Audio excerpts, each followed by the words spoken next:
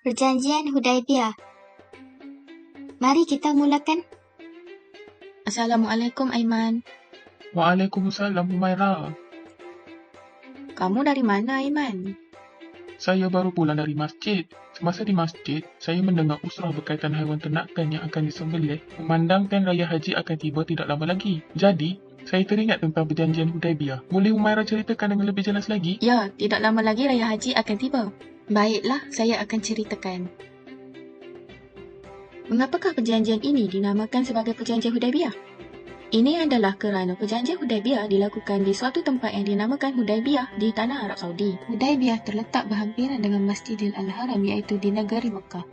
Tempat ini terletak kira-kira 5 km daripada Masjidil Al-Haram di Mekah yang mengambil masa 1 jam 13 minit dengan berjalan kaki.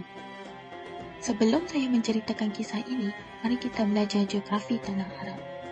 Arab Saudi terletak di semenanjung Arab dan adalah negara terbesar di Timur Tengah serta negara kedua terbesar di dunia Arab. Kerajaan Arab Saudi memenuhi sekitar 80% semenanjung Arab dan mempunyai keluasan kira-kira 2.2 juta kilometer persegi serta mempunyai anggaran populasi sebanyak 27.6 juta orang. Kawasan bumi ini terdiri daripada gurun pasir dan bentuk tanah yang tandus.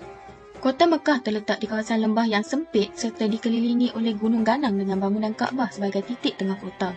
Bandaraya ini terletak di antara gunung ganang yang telah ditakrirkan sebagai bandaraya yang maju. Bandaraya ini berpusat di sekitar Masjidil Haram iaitu tempat paling suci.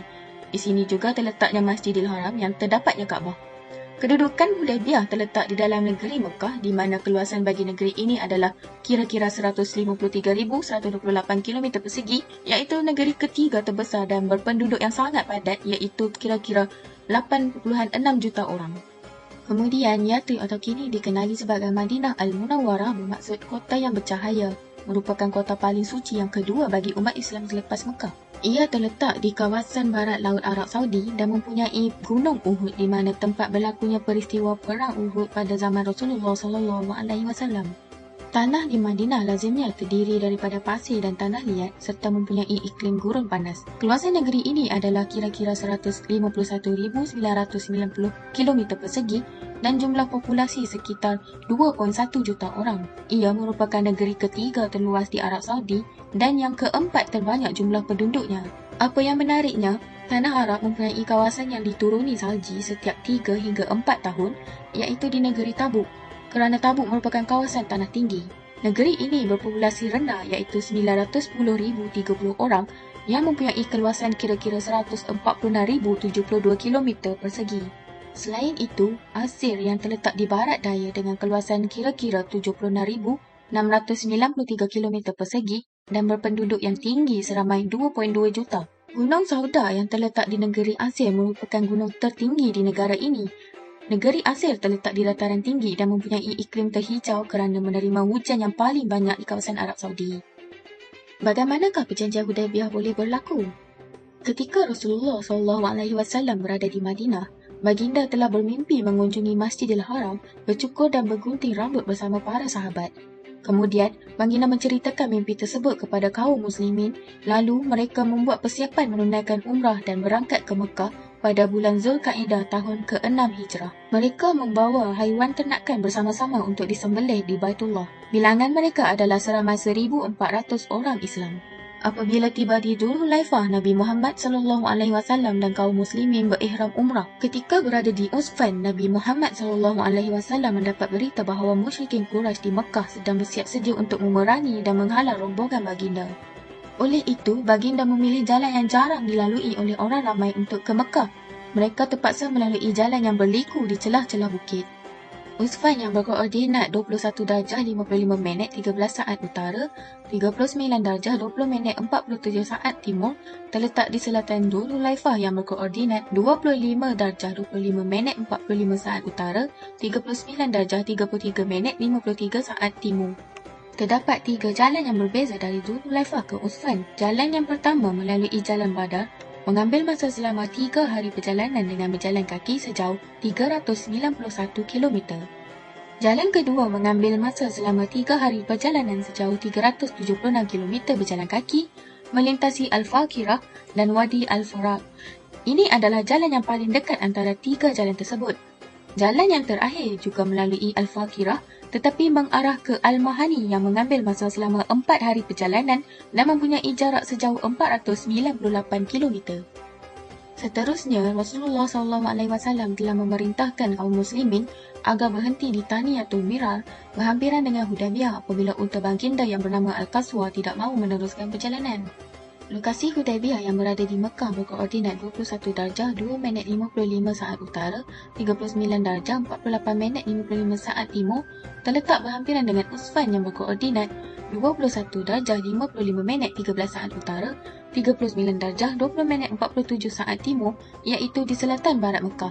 Jarak di antara Usfan dan Hudaybiyah adalah kira-kira 89 km dan mengambil masa selama 18 jam 26 minit perjalanan dengan berjalan kaki. Perjalanan akan melalui jalan lama Mekah iaitu Al-Jumum, manakala jalan kedua akan melalui Al-Jumum serta Ash-Maisi yang berjarak 99 km. Jalan yang kedua ini lebih jauh berbanding jalan yang pertama selama 20 jam 14 minit perjalanan. Di sini, baginda dikunjungi Buda'ah bin Warqa Al-Khuzai yang bertanyakan tujuan baginda ke Mekah. Baginda menjelaskan tujuan mereka adalah semata-mata untuk menunaikan umrah. Kemudian, musyrikin Quraisy menghantar beberapa utusan lagi iaitu Urwah bin Mas'ud untuk berunding dengan Nabi. Urwah meyakinkan musyrikin Quraisy tujuan baginda ke Mekah adalah untuk menunaikan umrah. Kemudian, Rasulullah SAW telah mengutuskan Sayyidina Uthman bin Affan untuk berunding dengan musyrikin Quraisy. Namun tetapi, beliau telah ditahan lalu tersebarlah berita bahawa beliau telah dibunuh. Apabila mendengar berita tersebut, Rasulullah SAW telah mengajak kaum muslimin berbai'ah untuk bersama-sama mempertahankan hak dan kesucian Islam. Ikrar taat setia yang dinamakan Bai'ah Ar-Ridwan telah berlaku di bawah sepohon pokok. Selepas itu, kaum muslimin mendapat berita bahawa Sayyidina Uthman tidak dibunuh. Apabila tersebar berita tentang Bai'ah Ar-Ridwan, musyrikin Quraisy berasa gerun dan mahu perjanjian damai dibuat. Suhail bin Amr bila diutuskan untuk berunding dengan muslimin, maka temuterailah perjanjian Hudaybiyah secara bertulis setelah baginda bersetuju dengan syarat yang dikemukakan. Rasulullah SAW meyakinkan para sahabat bahawa ini ialah perintah Allah SWT dan Allah tidak akan mempersia-siakan mereka. Antara isi perjanjian Hudaybiyah dan kesannya ialah: yang pertama, gencatan senjata selama 10 tahun. Kesannya kepada umat Islam, pertumpahan darah dapat dielakkan dan penyebaran dakwah dapat dilakukan secara terang-terangan tanpa halangan. Kedua, orang Islam tidak dibenarkan untuk menunaikan umrah pada tahun tersebut. Kesan daripada ini, keazaman kaum muslimin semakin kukuh untuk kembali ke Mekah menunaikan umrah. Ketiga, kedua-dua pihak iaitu pihak muslimin dan Quraisy bebas membuat perjanjian dengan pihak yang lain. Kesan daripada ini, Rasulullah SAW mengambil peluang untuk menjalinkan hubungan dengan negara dan kabilah Arab yang lain. Keempat, orang Quraisy Mekah yang datang ke pihak Rasulullah SAW tanpa kebenaran walinya, walaupun telah memeluk Islam, hendaklah dipulangkan semula pada kaumnya. Yang kelima, sesiapa daripada pihak Rasulullah SAW yang datang ke pihak Quraisy Mekah tidak akan dipulangkan. Kesan daripada isi perjanjian ini, peluang untuk menyebarkan Islam melalui muamalah semakin banyak antara orang Islam dengan orang bukan Islam di Mekah. Kemudian, semakin ramai penduduk Mekah yang akan memeluk Islam. Terdapat banyak hikmah yang boleh didapati melalui perjanjian Hudaybiyah. Antaranya ialah membuktikan Islam agama yang menciptakan kedamaian, dakwah Islam semakin berkembang dan titik permulaan kepada pembukaan kota Mekah. Aiman sudah jelas tentang kisah perjanjian Hudaybiyah ini? Ya, Humairah, penerangan awak sudah jelas. Terima kasih.